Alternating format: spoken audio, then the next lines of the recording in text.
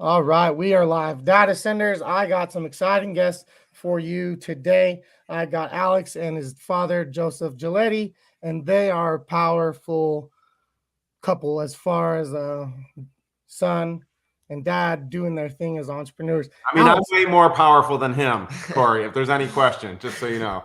all right, yeah, absolutely. So, Alex and his dad are doing a 50K in 60 days, and they start a recording every single day. This is dad, a millionaire dad, broke son, help. And so there you go, Joe. There's your power. Power rich dad, poor son. Tony. Oh, you went on mute. You went on mute. I think you accidentally muted yourself there. I see the mute button on your thing. Bottom of the Yeah. Okay, I muted myself. I hit the mic and it muted. Alex, tell us a little about you, your family, how your dad got involved in entrepreneurship and how that's trickled over to you. Yeah. So I was born in Illinois. My family started in Illinois area, Chicago, St. Louis. I don't know. You're gonna start there, Yeah. okay? Okay. And my dad. He was born at a very young age. I was born at a very young age, and my parents ran a nonprofit for students and youth. Mm-hmm. And leading this nonprofit, I know my dad had a misconception about money, so we went homeless, I think 3 times. Yeah, at least 3. And so we decided we would move to Florida to try and start again. And worst case scenario, it's Florida. So you could be homeless on a beach and then live in a tent. It's great. So we moved to Florida, and my dad started learning. He started looking into it, studying. He's like, how can I find a problem and fix it for people and then get paid for that? And then he learned, and he started seeing things, and then he just got in entrepreneurship. And I remember we bought our first mansion when I was in 7th grade. And I just remember the feeling, because we lived in an apartment building where we could barely pay rent and stuff. And then we moved into our first mansion, and it was like, that's when I knew that I could do anything. That is awesome. You're 15, right, Alex? Are you going into 9th grade, or did you just finish 9th grade? I'm going into 11th grade right 11th now. grade. Wow. That is awesome. So tell me a little bit about your connection with your dad, as you've watched him as an entrepreneur, and have you followed his footsteps? Are you his little shadow? What have you learned so far with I could only wish. Yeah. Lately I've been diving into the entrepreneurship world more. I've always wanted to do it because of my dad. I just hadn't got started. The biggest area where I'd say we have a connection right now is wrestling, because he used to wrestle in high school. Now I'm a high school wrestler, and my goal, I'm going to be a state champion and an All-American for wrestling. And he's been there with me every step of the way to help me with that, just pouring out identity and training and all that stuff into me. You know, I like to tell dads and family leaders, like, success leaves clues, right? And it really doesn't matter which category you're working in, whether it's entrepreneurship, it's a sport, it's baseball, it's wrestling, it doesn't matter. Like, the principles of success apply to every category. In our stories, we often share scriptures and Bible things because we're a very Christian family. And it's like, success leaves clues. That's why a book like the Bible can give you success principles. And it doesn't matter if you're applying it to your relationships or your health or your wealth or a hobby that you're running. The reality is success leaves clues. And so I love wrestling for Alex because it's taught him that just because you want something doesn't mean it's going to happen. The world isn't magic fairy dust where you're like, dream good dreams and it's going to happen. It's like there's resistance in the world that's going to come against you. And you have to become the kind of person who's willing to face the resistance, who's willing to face yourself and become the kind of person you want to become. And hopefully through entrepreneurship, I've been able to exemplify that for them, and then, show them like, you can make any world you want, but it ain't always going to be like sunshine and rainbows. I want you dads to pay close attention to some of the words that they said. Joe said become on at least 3 times. Alex said, I'm going to be. Becoming is a journey. Becoming is something that is not handed to us. It's something to work for. Alex, I have it right, but I'm going to have it wrong on purpose. So you've been wrestling ever since you were a little baby and everything. Right. Nope. You've been wrestling 2 years, and that's already the language that he is having. I'm going to be a state champion, and that would make sense if he was wrestling from a baby, 3, 4, 5, 6 years old.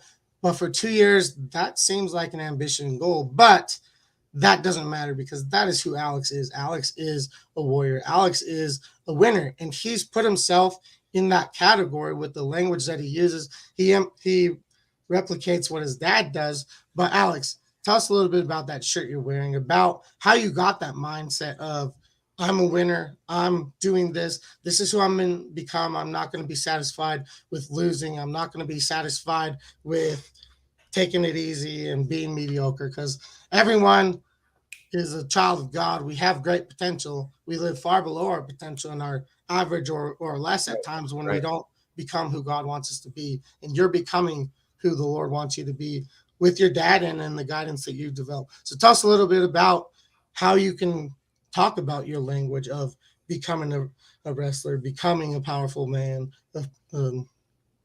Yeah. So this reminds me one of my favorite wrestling stories, because this is what made me have that mindset. If it wasn't for this, I wouldn't be skillfully or mentally where I'm at with wrestling. By the way, he probably won't say it. He's ranked second in the state now after 2 years. He just beat multiple, and he's wrestling. Anyways, go ahead. So yeah, but since I started wrestling, I'm like, my dad's like, "What's your end goal? Why are you wrestling?" I'm like, "Well, I guess I want to become a state champion." And he said, "Am I allowed to keep you accountable to that?" And I said, "Yes." My freshman year, and he's been keeping me accountable. But the best thing he's ever done keeping me accountable was after every single match, whether I won, whether I lost, it didn't matter if I went out there and crushed the other dude or if I went out there and got destroyed. Which happened a lot. It happened. Both of those happened quite a few times.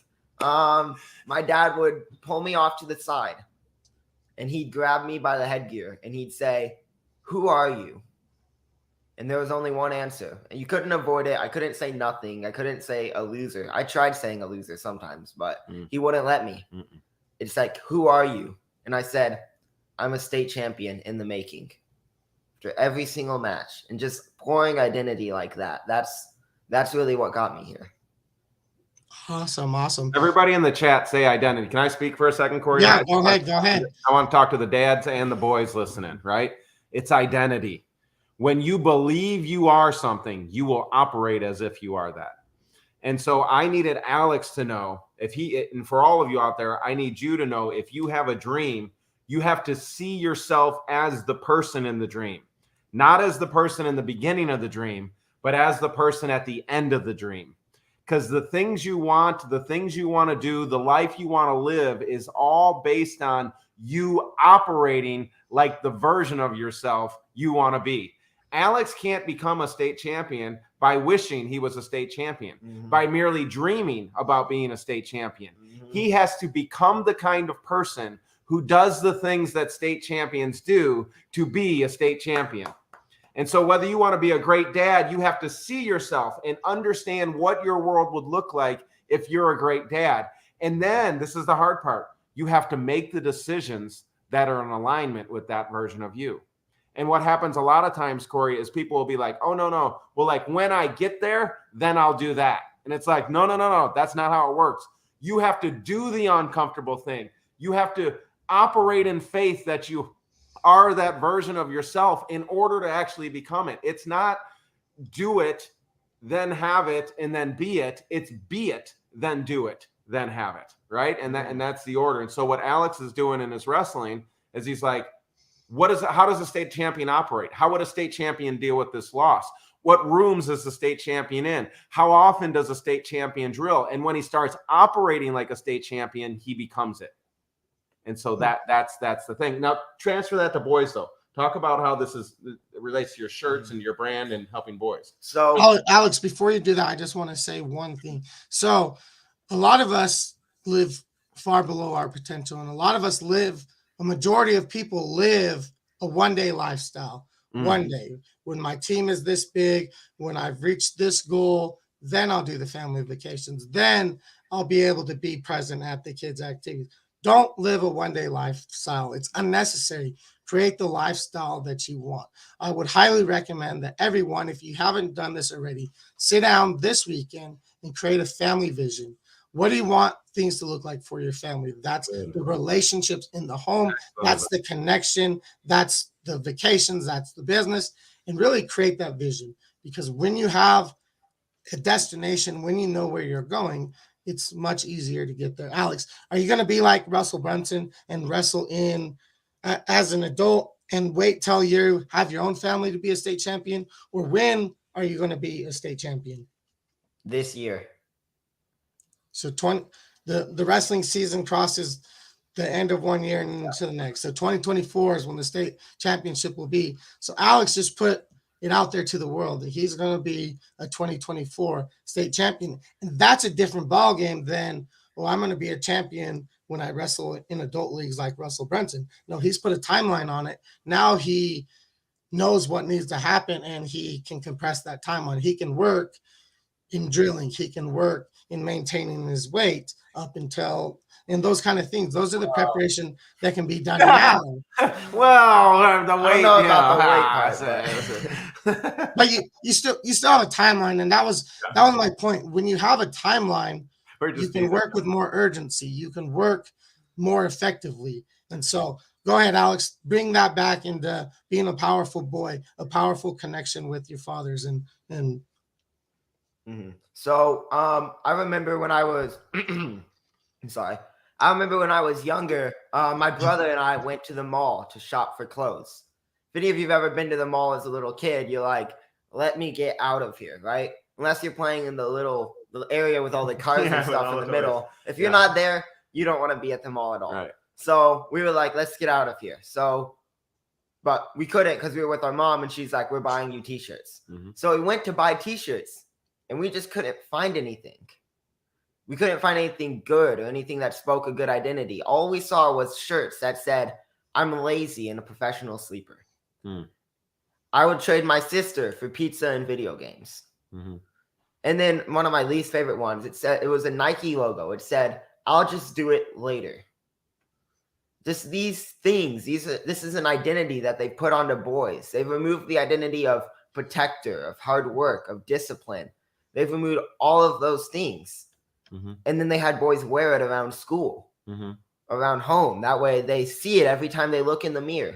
Lazy, pizza, video games, stuff like that. And my brother and I saw it and we're like, this isn't right. So what we did was we made a boy brand, not a boy band, a boy brand right? Where we sell t-shirts that have a positive identity. I'm wearing one now. It says, powerful like my dad. We have another one. It says, proudly boy. And then there's this king right there. And our mission statement is, we want to encourage boyhood because the world won't, so that boys can be great boys and eventually become great men. In fact, we have mission statement here on the back of the shirt. Is that okay if I read that real quick? Yeah, absolutely. So here it is.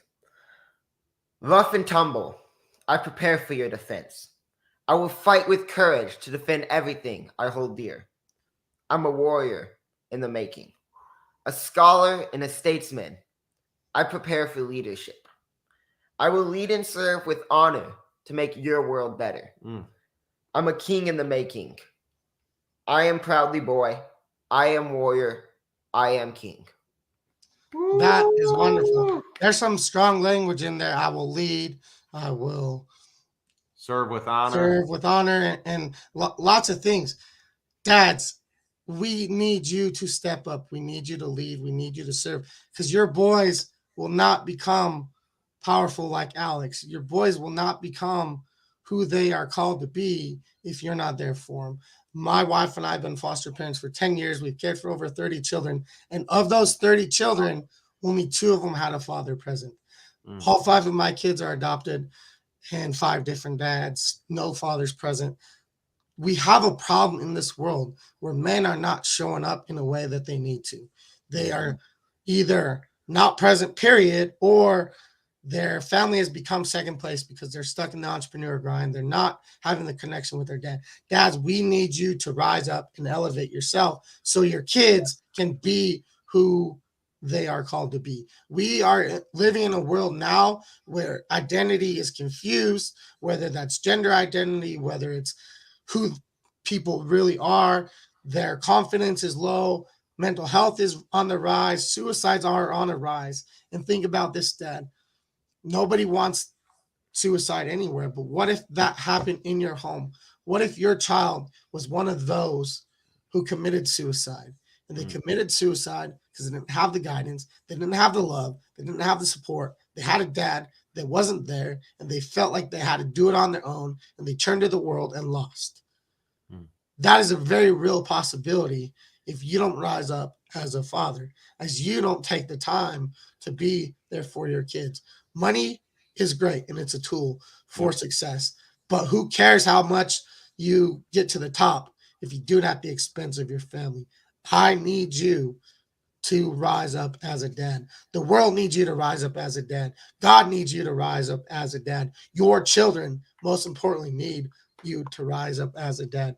Alex, tell me a little bit about the connection you have with your dad when he's always working as far as teaching you principles and learning and leadership and becoming. But tell me a little bit about some of the things you and your dad like to do together for your bond. I want you to answer that, but let me just jump in here. One thing I do, dads, is I train them on the go. So when your kids are doing things, you never want to do anything that would embarrass them, right? So don't embarrass them in front of other people. But as quickly as it is to the moment where they do something that you can help them or make adjustments, that's how the best coaches help. They make adjustments in the moment and they make adjustments quickly. You did a great job presenting in that last thing. The only thing that didn't happen is it didn't come full circle. We're at a high level of connection with the audience. Any dad who's listening is probably feeling, right? And it's your opportunity. What we never close the loop on is like, and so we decided the identity boys need is I'm a king, I'm a conqueror. And so the name of our brand is Kings and Conquerors. And if you want to give your son identity, type in KNC in the chat and we'll get you a shirt. And I'll tell you more about some other things you get when you get a shirt later. You see how like you just, boom, you hit that there and it closes the loop and then you come back. Okay. Back Alex, to you. Tell us how we can get your shirt and then answer that question, the connection with your dad. Yeah. Like my dad just said, if you'd like to start pouring some identity into your boys, just type KNC in the chat. And I'll look through and I'll reach out to you. Or you can find my Facebook, Alex Giletti. It's on the screen right there. If you just send me a message, I'll respond and we can get the shirt ordered. And if you send it on this video, we'll actually include a bit more. If you've ever met like a child who hasn't been taught how to greet people, it normally looks like this. How is my Spanish? Awkward. It's like there's no eye contact, there's no confidence. In fact, the shoulders are probably more like this. It's like they don't know how to greet people. So we'll include a free video which shows kids how to greet people, how to make eye contact, how to shake your hand firmly, how to carry yourself with confidence, stuff like that. And then we'll also include a video on how to win other friends over, not just meeting new people, but how to win people over and influence them. So if you'd like all of that in a t-shirt, just type KNC in the chat or send me a message on Facebook. And yeah. And I'll put his profile link at the bottom of the video and make it easy for you to find. For that, Corey. Thank you. Yeah, and we'll talk about that again in the end. But what are some of the things you do to connect with your dad or to learn from your dad or to be like your dad? So, like I said, wrestling was the biggest one for now. Wrestling, because he's been taking me to all my private sessions and stuff. He's been looking for a private coach for me, and we found like one of the best. His mom found the coach. I got to give full credit to that. Or my mom found the coach, but he has been taking me to the practices. My parents have been taking me to practices and all that stuff, but my dad's been like always pushing me to be hungry in wrestling. And it's really helped out. So wrestling's the biggest way we connect. We also connect over, we like to have discussions about whether it's like theological stuff or philosophical, just conversations, mini debates, like I'm trying to understand stuff. So I go to him and he helps me understand it. So that's always helpful. And then my dad also has an open office policy, I call it, because it's like I don't even need to knock to come into the office. It's like I can just come in. If he's on a live show, I'm allowed to sit down and just listen to what he's saying. And just so we kind of connect in that way too. He's just always been open, always been there. So yeah. Love it, love it. I love the open door policy. I have the same thing. Like if my door is open, the kids have an invitation to come in. They know that they're welcome. If my door's closed, then they understand that I might be on a call, I might be doing an interview, and they're welcome to come in. But because of what I do, help dads and have conversations, sometimes that needs to stay private, and so they don't come to the door if my door is closed. But as soon as the moment is past that I need the quiet, I need the private, my door is open immediately. And many times, like I have an 8-year-old son with autism, many times he will come in and say, Dad, can I work on your business? And for him, that means he wants to build a Canva graphic. He wants to do something with Canva. But more importantly, he crawls up on my lap and he just wants to be present. Joe, what is one thing that you have really done to make sure that you're intentional and present in your home and not allowing your family to be second place to the business? Well, they're just not second place to the business, right?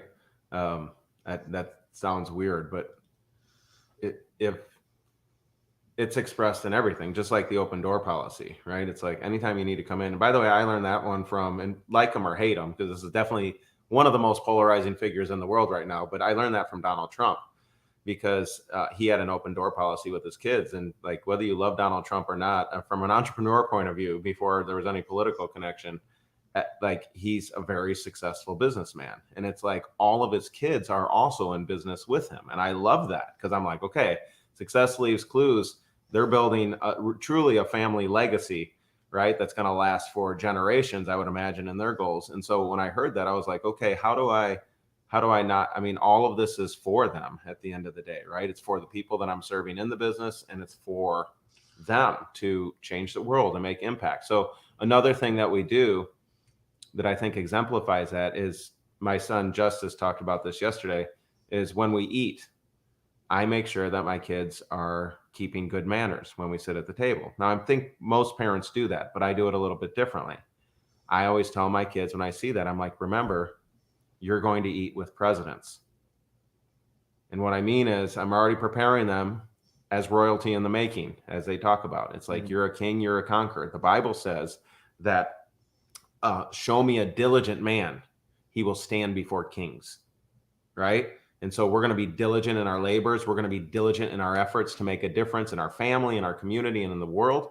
And so because of that, we're going to stand before kings. And so I'm already prepping them and preparing them to be with royalty. I don't want them to get there and be slurping their soup. I don't want them to get there and have their elbows on the table, slumped over, looking at a phone, right? And so I honor them and show them that I value them by telling them who they are and then helping them be prepared for that moment. I love that answer. And I worded the question the way I did because he said they're just not. And that's a decision. As a dad, you decide that you're going to be present, you're going to be intentional, you're going to meet the needs of your family first, and then take care of the business. Because when things are not going well at home, it's very challenging for them to go well in the business. So whatever your order of priority is, I would recommend that you make an adjustment if necessary. God, family, business, everything else after that.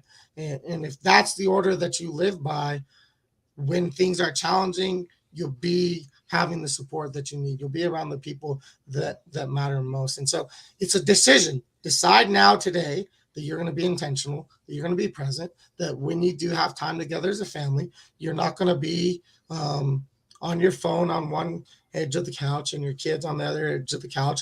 No connection, no communication, no memories that are being lost. That's a decision.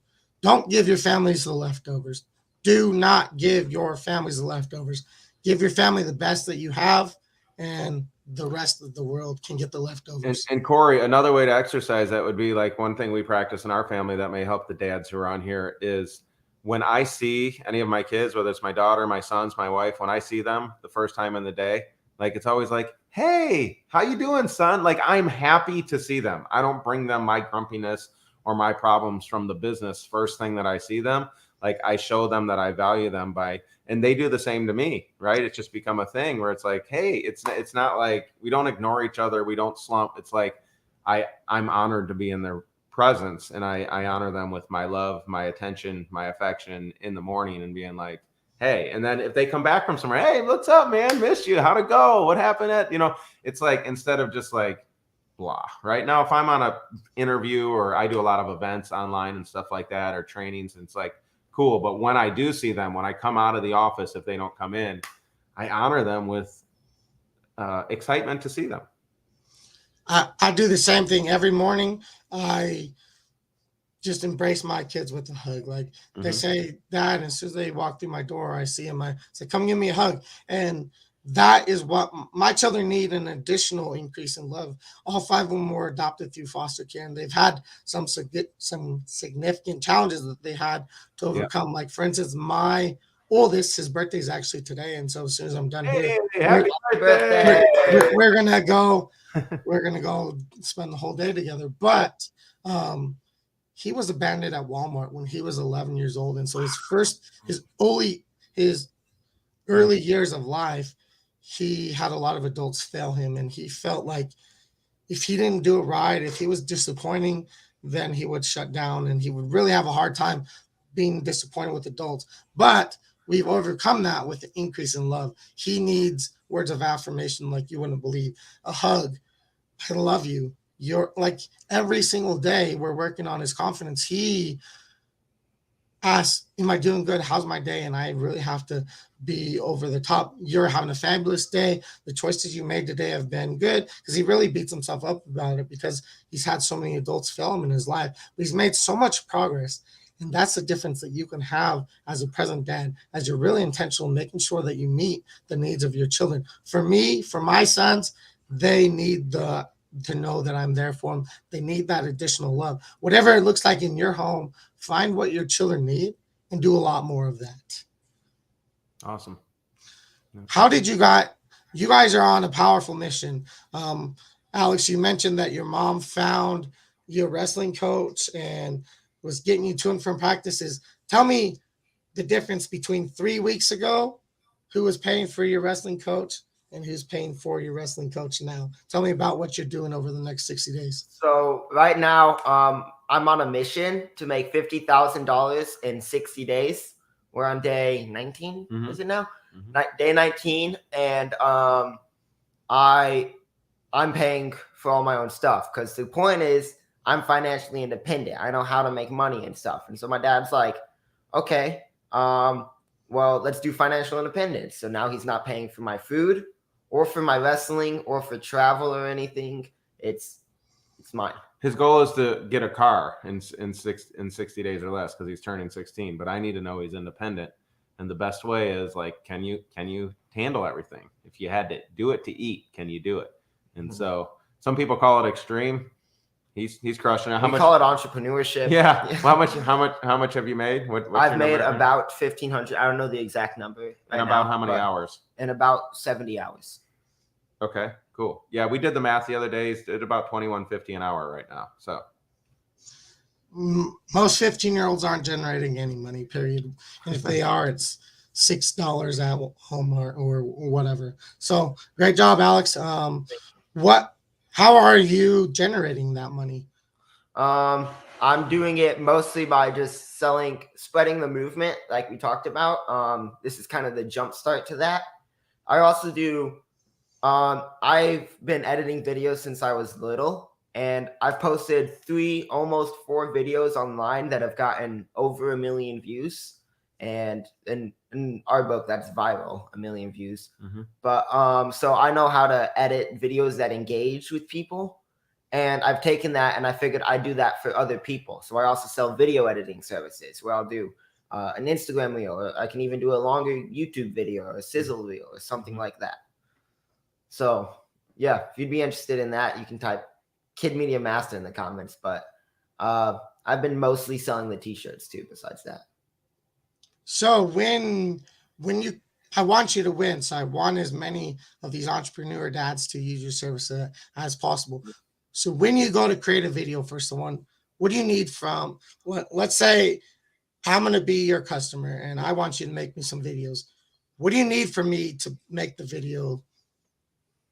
It's pretty simple. It's just I need a video with content. So if you want me to make an Instagram reel, the best ones are like you can make an Instagram reel off of a podcast. Something, for example, we could take an interview. So I could take this interview and we can make it into an Instagram reel that engages people, or any interview for anybody else who wants to do that. And that engages or sends people back to watch the podcast, right? Or to watch any of the exactly. They're like, I want to see the full thing. Or they're like, I want to see more of this guy. Mhm. And so all I'd need for something simple like that is just a video. I get a Google Drive folder. You just drop the recording in there and I do the rest. So he said he needs just a video.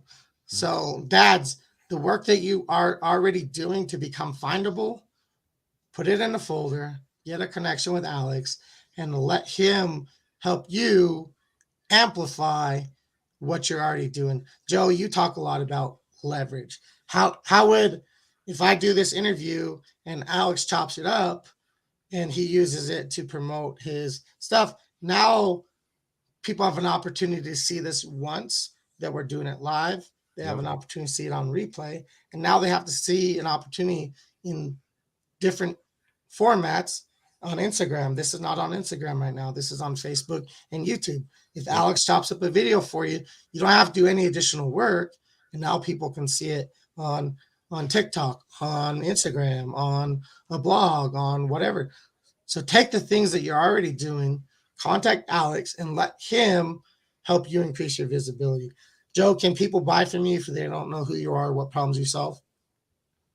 I mean, sure. I'm on here to help promote the mission that Alex is promoting, though. No. I'm not talking about buying for, just in general. If you're trying to acquire more customers, they don't know who you are or what problem you solve. Is there any way that they can pay you? No, if you're invisible, right? There's 8 billion people in the world. And so the most important and the most valuable thing in the world, talk to the greatest entrepreneurs and business people alive. The most valuable thing in the world right now is attention. Because if you don't have attention, you can't make an offer. And if you can't make an offer, you can't make a sale. And if you're not selling anything, even if you're not the salesperson in your business, if somebody isn't getting the attention to make the sale, no money's coming into the business. And therefore, you ain't going to have a job for very long, right? And in this world, attention is fractionalized. In other words, it used to be there were 3 channels or 4 channels on the television for some of you 40, 50 years ago. And all you had to do was get a spot on there and you'd get attention. Now, there's 1,000 channels on cable, and there's hundreds of thousands of influencers and channels on YouTube, Instagram, Twitter, Facebook, and now we've got new platforms coming up every day. You need a way so that you can take one effort of work doing a video and turn it into attention on 10, 20, 50, 100 channels, right? And that's what Alex helps you do. He takes one-time work for you and applies leverage so that it's appearing in front of thousands of people in all kinds of other places. So the bottom line is take what you're doing, connect with Alex, get some videos out to the world more frequently. I know that you guys got to get on with your day. I really appreciate the time that you've been here with us today. What are the last comments you would have for a father and son to rise up together? Well, like I've said before, the biggest thing is just identity. There's an attack in the world. It's like it's not even hidden anymore. There's an attack against boys and against men in the world. Enemy doesn't want strong men, because strong men make a big difference and make good things happen.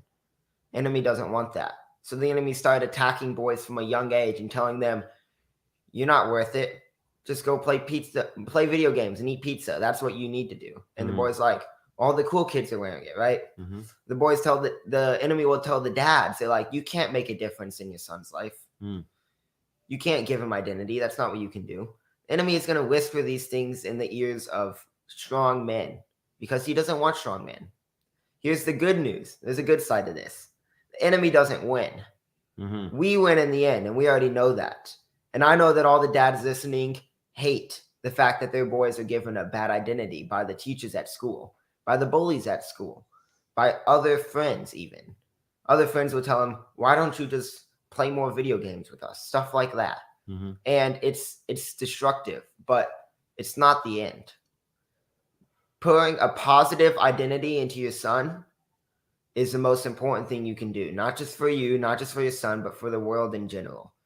Because as soon as boys start being told that they are kings, they are conquerors, they are royalty, and they are good leaders, they're going to become good leaders. And then we're going to have all of these strong men, strong leaders, all these kings and all these conquerors.